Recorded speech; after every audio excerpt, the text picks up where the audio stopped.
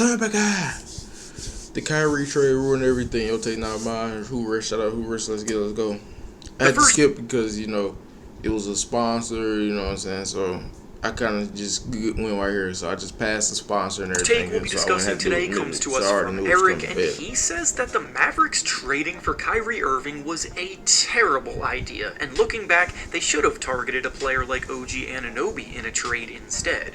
When Kyrie Irving was traded and it all went down, there was a ton of excitement surrounding the Mavericks moving forward because ever since Luka entered the league, people have been clamoring for the team to get him a proper sidekick to help him make a deep playoff run year in and year out, because he's shown that he's ready to do so. Kyrie Irving may be a bit controversial off of the court, regardless of what you think about him, but on the court, he has been as productive and efficient as a scoring guard as it gets, and pairing him with Luka Doncic, in theory, was supposed to open things up a ton for the team, now that Luka can rely on a teammate to dominate games as well. The issue with the Mavericks, however, has never been their ability to light up scoreboards on all. The reason, y'all gotta think about it. They traded for Kyrie. They was thirsty to get a star right, get Luka a sidekick.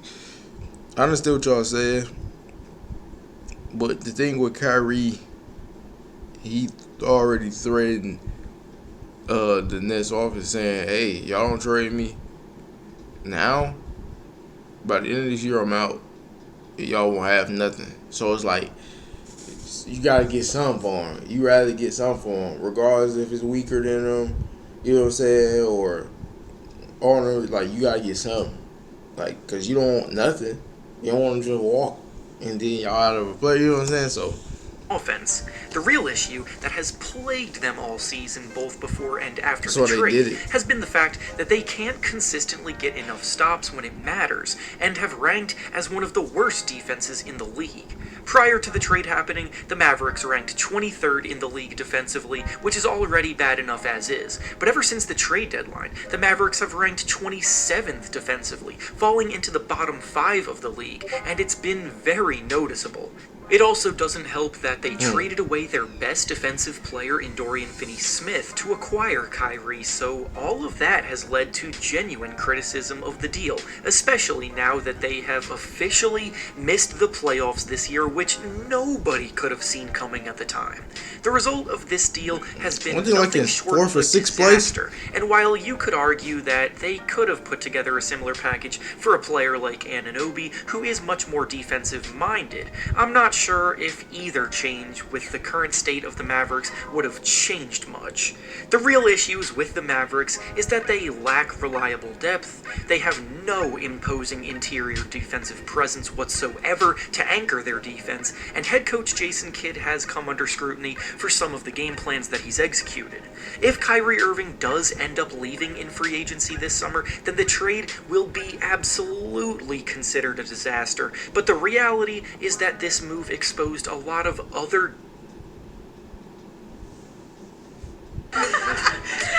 Admit it. You used my Old Spice body wash. I'm not letting hotel deeply rooted issues with the team and their construction. The next take will... No, did y'all see what happened the last Maverick game during elimination game? Kyrie didn't play. There was like a number of players who didn't play, which was like so weird. I guess the NBA is investigating, but it was weird. It's like, bro, why y'all didn't play in the elimination game? Y'all left Luka out there by himself in the elimination game. Now y'all have to play. Like, come on, bro. We'll be discussing today comes to us from Edis, and he says that if the Bucks and Celtics end up matching up in the playoffs, that the winner of that series will win the title. This season, the Eastern Conference has had a majority of the powerhouses at the top of the standings, while the West has been if the a Bulls massive don't do it, the Bucks cluster will. of middling teams trying to find their footing, so a lot of the conversations about who can go all the way, and which teams are title contenders, have been favoring the East squads. The Celtics and Bucks are the top 2 teams in the East, and look as solid as it gets on both ends of the floor, so the conference finals, if they were between these 2 teams, I actually do believe I would favor the winner of this series to win the NBA Finals, but I'm also going to take this a step further. I also believe that the 76ers and Cavaliers are capable title contenders this year, and in a... I don't see the Cavs. Nah, not the Cavs. Nah. Nah. The Cavs still win. Like I said, if the Bulls don't do it, the Cavs will have like 5th, 6th best chance in the East to try to pull it off. They're not a top 3 team and do it in the East.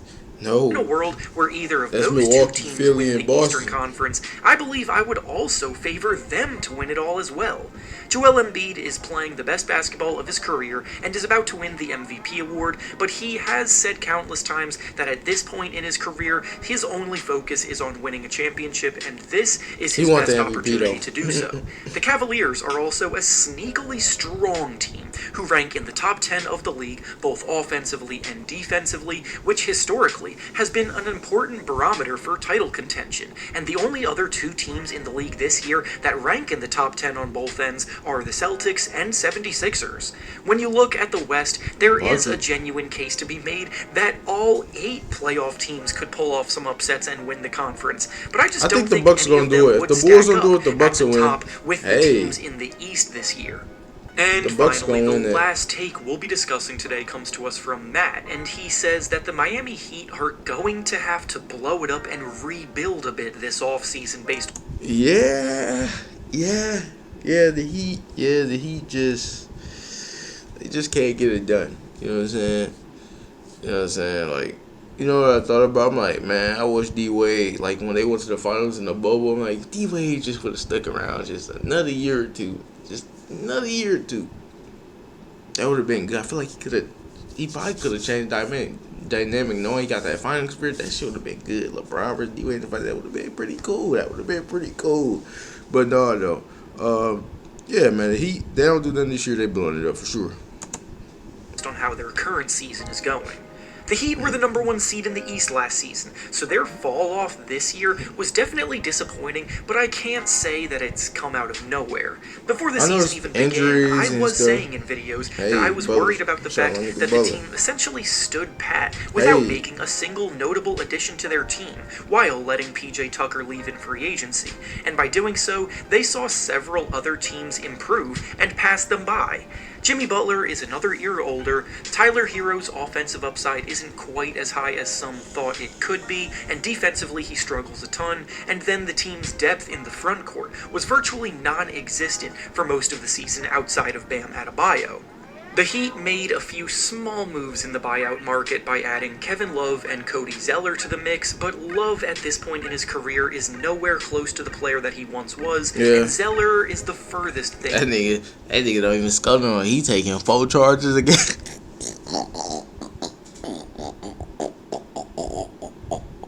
That nigga learning for Kyle Lowry. He been around Brody too much. Nigga, we brought you here to shoot threes and score. Nah, you out here taking charge. I mean, yeah, turnovers. Y'all get the ball, but it's like you ain't shooting the ball. Like, you know, Duncan Robinson, he don't shoot the ball no more. Like, from they a ain't playing. big difference maker. I don't think they have a need to actually go through a rebuild like the take says, because Bam Adebayo and Tyler Herro are both promising pieces of their core locked up for the foreseeable future, but Jimmy Butler's time is definitely ticking as he turns 34 years old this summer, and he may end up being the piece that could get moved. Butler is no stranger to seeking greener pastures in his career, and with the current state of the Heat, they don't have many avenues to add impactful talent, with a lot of their money already tied up. The real move that the Heat could be bold enough to make is to explore the Jimmy Butler trade market, because the Heat probably need to get younger right now, and plenty of teams would be interested in adding Butler if it meant that they could get a chance at winning the title. Hey, bring him back to Chicago. Let's go. That being said, that's all I have for you today. Bring him back. Make sure to like the video, subscribe to the channel, and comment down below what you think about the takes we discussed. Thanks for watching, and I'll see you all next time. What team, if he wasn't to go to Chicago, what team y'all think Butler would be good on? Ooh.